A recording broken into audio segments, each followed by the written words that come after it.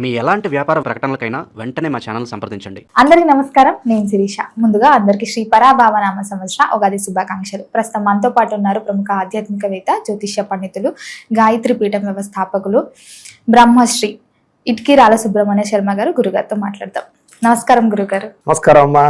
గురుగారు, విశేషంగా మీకు కూడా ఉగాది శుభాకాంక్షలు. తప్పకుండా అందరికీ ఉగాది శుభాకాంక్షలు. గురుగారు, ముందుగా మరి ద్వాదశ రాశిలో అయిన తులారాశి వారికి ఈ సంవత్సరం ఎలా ఉండబోతుంది అంటారు? ఎలాంటి జాగ్రత్తలు తీసుకోవచ్చు అంటారు? ఈ నవగ్రహాల ప్రభావం ఈ సంవత్సరం ఈ రాశిపై ఎలా ఉంటుంది? తప్పకుండానమ్మా. అయితే ముందుగా ఎవరెవరు ఈ తులారాశిలోకి వస్తారో చూద్దాం అమ్మా. అయితే చిత్తా నక్షత్రం 3, 4 పాదాల వారు, స్వాతి నక్షత్రం 1, 2, 3, 4 పాదాల వారు, అలాగే విశాఖ నక్షత్రం 1, 2, 3 పాదాల వారు కూడా ఈ తులారాశిలోకి వస్తారు. కాబట్టి తులారాశిని చూసుకోవాలి. అయితే పేరును బట్టి చూసుకునేవాడు కనుక వాళ్ళ పేర్లో మొట్టమొదటి అక్షరం రా, రి, రు, రే, తా, తి, తు, తే ఈ అక్షరాలతో వారి పేరు ప్రారంభమైతే వీళ్ళందరూ తులారాశి అవుతారు. కాబట్టి తులారాశిని చూసుకోవచ్చు. అయితే ఈ సంవత్సరం తులారాశి వారికి ఆదాయం 5, వ్యయం 14గా కనపడుతోంది. అయితే వచ్చే ఆదాయం కన్నా ఖర్చు ఎక్కువగా కనపడుతుంది. కాబట్టి వీళ్ళు కూడా కంగారు పడక్కర్లేదు. వీళ్ళకి ఏంటంటే కనుక ప్రాపర్టీస్ కొనే అవకాశాలు ఉన్నాయి. పెద్ద పెద్ద ఇన్వెస్ట్మెంట్లు చేయడానికి, ఇంట్లో శుభకార్యాలు నిర్వర్తించడానికి, లేదా కార్లు వాహనాలు కొనడానికి, ఫ్యాక్టరీలో బిజినెస్లు పెట్టడానికి ఈ సంవత్సరం ఎక్కువ ప్రోత్సాహం కనపడుతుంది. ఉత్సాహంగా ఉంటారని చెప్పొచ్చు. అంటే సంపాదించిన దానికన్నా ఖర్చు ఎక్కువ పెట్టినా కూడా దాన్ని భవిష్యత్తులో ఆదాయ మార్గంగా మలుచుకునే ప్రయత్నాలు చేసి వీళ్ళు చాలా సక్సెస్ అవుతారని చెప్పొచ్చు. కాబట్టి దాని గురించి అయితే కంగారు పడక్కర్లేదు. ఇక రాజపూజ్యం 6గా కనపడుతోంది, అవమానం 3గా కనపడుతోంది. ఇప్పటిదాకా ఎవరైతే శత్రువులు అయి ఉన్నారో వాళ్ళందరూ తిరిగి మిత్రులు అవ్వబోతున్నారు. కలుస్తారు. అందరూ విడిపోయిన బంధువులు కలవడం, ప్రేమికులు కలవడం, భార్యాభర్తలు కలవడం, అలాగే ఇరుగు పొరుగు వారితో సఖ్యత, అలాగే చేసే వృత్తి చోట కానీ, వ్యాపారాల చోట కానీ, ఉద్యోగాల చోట కానీ పక్కపక్కన ఉన్న వాళ్ళతోటి అనుబంధాలు ఏర్పడడంతో పాటుగా ప్రజాదరణ బాగా పెరగబోతుంది. గుర్తింపు బాగా రాగబోతుంది. గౌరవ మర్యాదలు, కీర్తి ప్రతిష్టలు చాలా బాగా పెరగబోతున్నాయి. కాబట్టి ఆ రకంగా వీళ్ళకి చాలా మంచి వృద్ధిలోకి వచ్చే అవకాశం ఈ సంవత్సరం కనపడుతుంది. ఇక ఈ సంవత్సరం గోచారం చూసుకున్నట్లయితే కనుక గురుడు జూన్ 1వ తారీఖు దాకా కూడా భాగ్యస్థానంలో ఉంటున్నాడు. జూన్ 2వ తారీఖు నుంచి దశమ స్థానంలో సంచారం చేస్తున్నాడు. శని ఈ సంవత్సరం అంతా కూడా షష్ఠ స్థానంలో సంచారం చేస్తున్నాడు.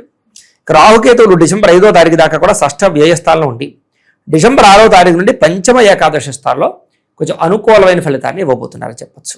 దీనివల్ల ఈ సంవత్సరం గత సంవత్సరం కన్నా యోగకాలం చాలా బాగుందని చెప్పచ్చు. అద్భుతమైన మార్పు రాబోతుంది వీళ్ళ జీవితంలో. అంటే కొత్త అవకాశాలు రావడం, అవకాశాలను సృష్టించుకోవడం, ప్రతి పనిని కూడా తెలివిగా చేయడం, ప్రతి వ్యక్తితోటి జాగ్రత్తగా మాట్లాడడం, ప్రతి వ్యక్తిని వాడుకోవడం రావడం, ఇది చాలా పెద్ద విషయం. మనుషులను ఎలా వాడుకోవాలో తెలిసి ఉండాలి కదా. మరి అది ఈ సంవత్సరం వీళ్ళకి బాగా తెలుస్తుంది. పరిస్థితులు వీళ్ళకి అనుకూలంగా మార్చుకునే ప్రయత్నం చేసి ప్రతి పనిలోనూ కూడా వీళ్ళు అనుకున్న టార్గెట్ కంప్లీట్ చేసుకోగలుగుతారు. ఇప్పటిదాకా ప్రతి పని మొదలు పెడుతున్నారు, వీళ్ళు పూర్తి చేయలేకపోతున్నారు. కానీ ఈ సంవత్సరం మొదలుపెట్టిన ప్రతి పని పూర్తి చేసేదాకా నిద్రపోరని చెప్పచ్చు. అంత పట్టుదల, ఓర్పు, సహనము, అలాగే పట్టుదలతో కూడుకున్నటువంటి ధైర్య సాహసోపేతమైన గుణాలు ఉంటాయి వీళ్ళకి. తెగింపు బాగా వస్తుందని చెప్పచ్చు. ఈ సంవత్సరం ఎలాగైనా పని పూర్తి చేయాలి, ఎలాగైనా మన జీవితంలో ఎదగాలి, ఎలాగైనా మనం సాధించాలి అన్న పట్టు ఖచ్చితంగా పడతారని చెప్పచ్చు. దానివల్ల ఎదుగుదల బాగా కనపడుతుంది. అయితే ప్రధానంగా ఇంకా మనం మిగతా అన్ని రంగాల్లోనూ కూడా ఎలా ఉండబోతుందో చూద్దాం. మరి విద్యార్థులకు ఎలా ఉంటుంది? ప్రధానంగా విద్యార్థులకి ఈ సంవత్సరం తెలివితేటలు బాగా పెరుగుతాయి. స్నేహితులతో కలిపి సంతోషంగా కాలం గడపడం, కొత్త విద్యల పట్ల ఆసక్తి చూపించడం, అలాగే కంప్యూటర్ కోర్సుల పట్ల ఆసక్తి చూపించడం, వినూతన రీతిలో చదవదాం అనుకోవడం. అంటే అందరూ చదువుతున్నట్టుగా కాకుండా భవిష్యత్తును అర్థం చేసుకున్నాం, లేకపోతే వాళ్ళ స్కిల్స్ ఏవైతే ఉన్నాయో, వాళ్ళ టాలెంట్ ఏదైతే ఉందో దానికి రిలేటెడ్గా వాళ్ళకి ఏ చదువు బాగా నప్పుతుందో అర్థం చేసుకుని అలాంటి చదువుల వైపు టర్నింగ్ తిరిగేటటువంటి మార్పులు తెచ్చుకోగలుగుతారు. లేదా ఏదైనా సరే కోర్సులు మార్చగలుగుతారని చెప్పచ్చు. సబ్జెక్టులు మారేటటువంటి ప్రయత్నాలు చేయడాలు ఇవన్నీ బాగా ఫలిస్తాయి. విద్యా ప్రావీణ్యత, అద్భుతమైనటువంటి పరిణతి కనపడుతుంది. విద్యార్థులకి పరీక్షా ఉత్తీర్ణతలు బాగా ఉంటాయి ఈ సంవత్సరం. మరి ఉద్యోగ వ్యవస్థలో ఉన్న వారికి ఎలా ఉంటుందంటారు? ఉద్యోగంలో ఉన్న వాళ్ళకి ఒడిదుడుకులు చాలా శాతం దొరుకుతాయమ్మా ఈ సంవత్సరం. మెంటల్ టెన్షన్లు తగ్గడం, అలాగే ఉద్యోగ కార్యాలయాల్లో ఇతరుల సహకారం వీళ్ళకి లభించడం, తోటి ఉద్యోగస్తుల సహకారం, ప్రోత్సాహం లభించడం, పై అధికారులు, బాసులు కూడా వీళ్ళు మెచ్చుకోవడం, అలాగే పనిలో కూడా బాగా శ్రద్ధ పెట్టడం, టీంవర్క్గా చాలా బాగా చేయడం, అలాగే ఏదైనా చిన్న చిన్న మీటింగ్లోనే ఎక్కడున్నా కూడా వీళ్ళ టాలెంట్ని నిరూపించుకునే ప్రయత్నం చేస్తారు. ఉద్యోగంలో ఆర్థికంగా ఎదుగుతారని చెప్పచ్చు. జీతాలు పెరగడం కానీ, ఇంక్రిమెంట్లు రావడం కానీ ఇలాంటి వాటి వల్ల చాలా ప్రోత్సాహం కనపడుతుంది. ప్రభుత్వ ఉద్యోగస్తులు కూడా ఈ సంవత్సరం ప్రమోషన్ ప్రయత్నాలు ఫలిస్తాయి. అనుకున్న ప్రదేశాలకి స్థాన బదిలీలు అనుకూలిస్తాయి. ఉద్యోగంలో మార్పులు చాలా బాగుంటాయని చెప్పచ్చు. చాలా అందరూ కూడా మిమ్మల్ని మెచ్చుకుంటారు. పెద్ద పెద్ద రిస్కుల నుంచి, సమస్యల నుంచి, గండాల నుంచి తప్పించుకుంటారు ఈ సంవత్సరం. అంటే ఉద్యోగాలు పోయే ప్రమాదాల నుంచి తప్పించుకుంటారు రికమెండేషన్ల ద్వారా అని చెప్పొచ్చు. నిరుద్యోగులు కూడా ఉద్యోగ అవకాశాలు ఉన్నాయి. ప్రభుత్వ ఉద్యోగ అవకాశాల కోసం ప్రయత్నం చేసే వారికి ఈ సంవత్సరం కొంచెం గట్టిగా ప్రయత్నం చేస్తే ఉంటాయి. జాతకాలు పరిశీలన చేయించుకుని బలాలు ఏమైనా పెంచుకుని చేసుకుంటే ఉంటాయి. మమ్మల్ని సంప్రదిస్తే జాతకాలు చూస్తాం కాబట్టి ఏదైనా బలం లేకపోతే చెప్తాం, దానికి ఏదైనా చిన్న చిన్న పరిహారాలు చేసుకుంటే వాళ్ళు బ్రహ్మాండంగా ఫలిస్తున్నారు. ఎవరికి చదువుకునే వాళ్ళకే కాదు, పెళ్లి చేసుకోవాలనుకున్నా, సంతానం కోసం అన్నా, వ్యాపారాలు పెట్టాలన్నా జాతకంలో లగ్న బలం, గ్రహ బలం ఇంపార్టెంట్ కాబట్టి ఒకసారి చూసుకుని దాన్ని బట్టి ఎదరికి వెళ్ళినట్లయితే ఈ సంవత్సరం చాలా అద్భుతంగా యోగాలు కనపడుతున్నాయి కాబట్టి కాలాన్ని సద్వినియోగపరుచుకుంటే బాగుంటుంది ఈ సంవత్సరం అంతా కూడా. వివాహ యోగం ఉందంటారా? తప్పకుండా వివాహాలు చేసుకోవాలనుకునే వారందరూ కూడా ఈ సంవత్సరం ఎదరికి వెళతాయి.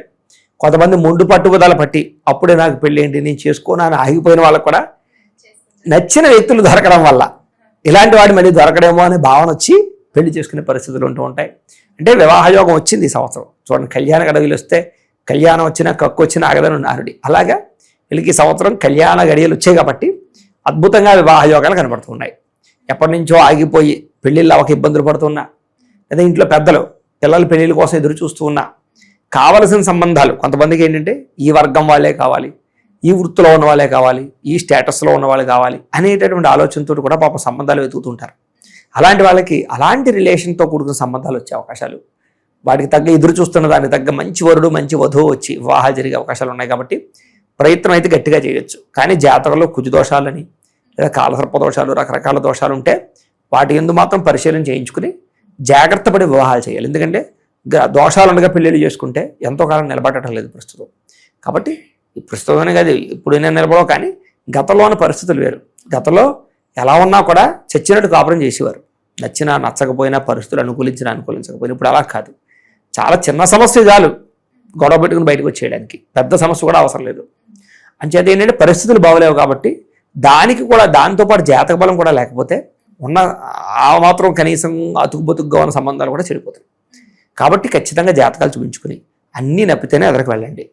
ఇది ప్రధానమైన వివాహ విషయం. అలాగే ప్రేమికులు కూడా ఈ సంవత్సరం ఏంటంటే కనుక గట్టిగా ప్రయత్నం చేసినట్లయితే ప్రేమ వివాహాలు సులువుగా జరుగుతాయి.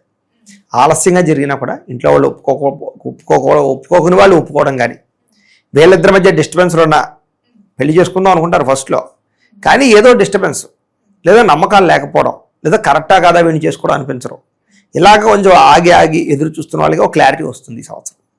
వాళ్ళతో పెళ్లిళ్ళు చేసుకునే ప్రయత్నాలు చేసి సక్సెస్ అవుతారని చెప్పొచ్చు. కాబట్టి ఎదురు చూడండి ఈ సంవత్సరం. గురుగారు, మరి సంతాన యోగం ఉందంటారా? తప్పకుండా సంతాన యోగం ఉంది ఈ సంవత్సరం. గట్టిగా ప్రయత్నం చేయొచ్చు. అంటే మామూలుగా ఎప్పటి నుంచో సంతానం కలకి ఇబ్బందులు పడేటటువంటి వారికి ట్రీట్మెంట్లు అవసరం తప్ప న్యాచురల్గా ప్రయత్నం చేస్తే ఈ సంవత్సరం సంతాన యోగం ఎక్కువగా కనపడుతుంది.